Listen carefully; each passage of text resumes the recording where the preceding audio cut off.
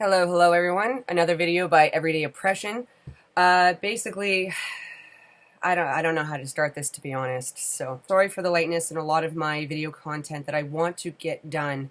But there's been a lot going on in my life yet again. If you take a notice of the sound of my voice, I'm just getting over a cold and the last bit of remnants of a sore throat. So that's why I sound really weird. If you hear the fan going off in the background, that's because, again, I live in a place with no AC, and it is hot as balls. I find it very interesting that with certain people, YouTubers on YouTube and even on other social medias, they have better content, they have more content, they have more videos that they broadcast to you, the audience, in order to see. Mostly because a lot of these YouTubers have this as their career. Unfortunately, I don't. So I don't have as many frequent videos as I would like to have on the internet. I'm busy with my job. I'm getting severely stressed out with my job lately, having mini breakdowns. Waiting for this bag. What's going on? Which means that I've been looking into making a change in my life. So I kind of need a new place to live, a new job that doesn't stress me out as much. You and me both, man. And better time scheduling in order to make more video content for you. Latest news right now is that I was actually trying to do a video live stream interview with a young man by the name of Amar. He is part of an organization called Vedant Media. So he's this young 20-something-year-old American down in the States who is, you know, a minority, such as myself, that has more conservative views. So he wanted to do an interview with me in regards to my channel, what I'm about, my politics, and also where I'm seeing my YouTube channel going. The funny bit is that we decided to use Google Hangouts, and I have never really used Google Hangouts, so I had to learn as I went along in order to do this interview. We're both kind of struggling in regards to how to go about using Google Hangouts. So I do have a Gmail account, obviously a Google account, but I don't really use that often because I have other communication platforms to use, such as live.com, YouTube here, Twitter, and stuff like that. Technology is very interesting because it can go both ways. Technology has increased the convenience in everyone's everyday life, but sometimes it creates problems when you don't fully understand how to use said technology. I actually, when I first used Google Hangout with Omar there, I had to first download the updated version of Firefox, the program that I was using. Then I had to download certain programming in order to use Google Hangout. I believe it's called Hangout on Air, in order just to have a video call with Amar. So as we are trying to set this thing up, an interview for me about my channel, both of us are going through this whole thing, this whole ordeal, in order to set this up. It turns out that what I had done on my end was essentially correct. I did a lot of work, but I got there and I was ready to go. Amar could see me on the video call and he could also hear me, but I could not hear him. So we determined that it was something to do along his end, you know, technology. I grew up in the 90s and I didn't get my first computer until college. That's right, I didn't even learn how to use programming or how to create my own websites until college. We got a computer in my first year of college in order for me to use the technology at home so I could do research, write out papers, something that was necessary for my college education. I was basically learning as I go. Eventually, Amar and I did not finish our interview in regards to my channel, so we have pushed it to a later date. Again, a lot is going on in my life right now, and I'm trying to get my content out, but it's proving to be very difficult.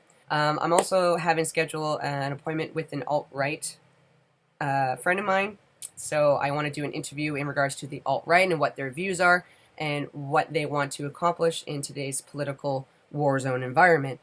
So I'm doing that. That's in the process, as well as my LGBT stuff that I want to get out.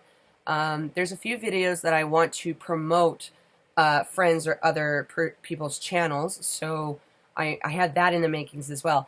I have so many projects and not enough time. We've got to give him more time. Technology has allowed me to communicate with these people and create these interviews and platforms, but I just don't have the time. I don't know, guys. It's proven to be very difficult, and I'm sorry for the long wait. I'm trying my best here, and I just need to stop procrastinating and create better time schedules in regards to all the things that I want to accomplish. In the meantime, what do you guys think about technology? Do you like the fact that we have technology in our lives that we can use, phones that essentially can do anything in the palm of our hand? We have access to more information than ever before, which allows us to do our own researching and to create more nuance and context in regards to certain ideas. There's a lot of things going on right now in regards to the fake news aspect. CNN has threatened to dox a young man in regards to a GIF where Donald Trump is, body slamming CNN in a pro wrestling match of WWE. Oh my God, what's gonna happen?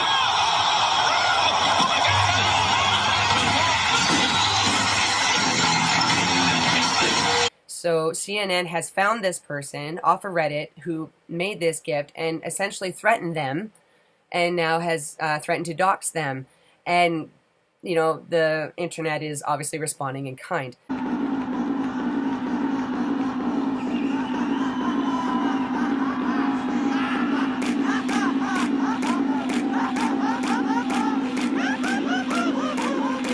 On Tuesday, the hashtag CNN blackmail began trending on Twitter, with users sharing other memes of Trump chasing and pummeling CNN.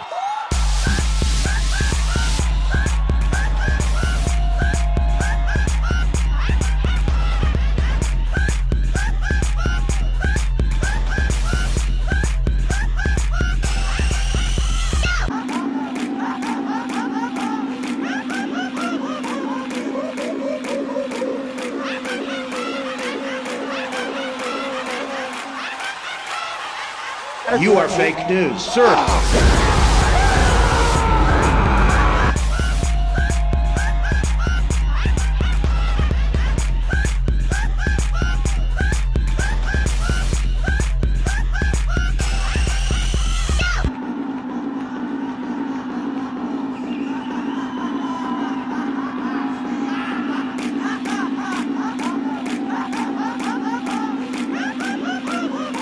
Look, I think it was intended as a tongue-in-cheek satirical video, nothing serious, and it might have made some people in a... You are fake news, sir.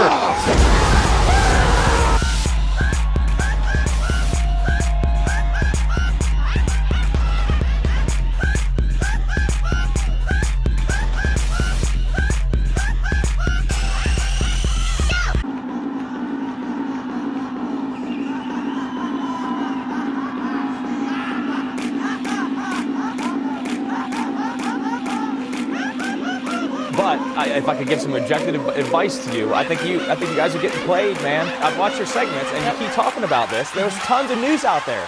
Let's talk about real issues.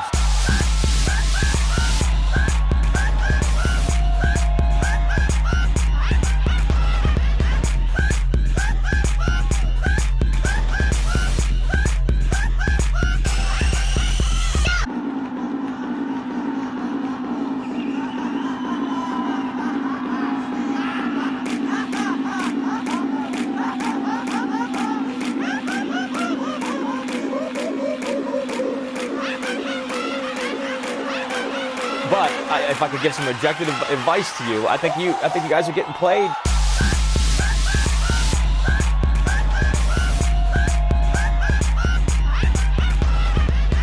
Since when is it CNN's job to police the internet for immorality, to spare punishment in return for repentance? So I find this to be very unprofessional by the CNN side of it. This is not helping their situation whatsoever. They've essentially shot themselves in the foot here. Because they are an organization, a very powerful organization that has access to millions of people to broadcast their stories and their narrative in order for us to soak in like a sponge and essentially be brainwashed by their narrative. But there's a lot of people who are now becoming self-aware of what CNN and other mainstream media are doing to them, and now we're starting to question things. So CNN is always in power and get their ratings so long as they keep us brainwashed. It's so hypocritical in the fact that CNN will promote, you know, the left side of society, where leftists like Kathy Griffin, who posted a photo of her and Donald Trump's severed bloodied head, and call it expressive art, whereas a young man who just did a funny meme in regards to Trump slam dunking CNN, and they call that an act of violence, and that they reserve the right to essentially blackmail and dox a young gentleman over a GIF because it hurts their feelings. So I find this to be just so over the top, and just, this is the world we live in, ladies and gentlemen. This is the world that we live in. I don't know. So yeah, guys, there's a lot going on. I have to get my ass in gears, and I do apologize for not producing. I feel guilty for not producing a lot of my content the way that I want to, because I have so much going on in my life. Anyway, that's just a short video. I'm sorry, guys, and I will see you all next time. Have fun. Take care of one another. See ya.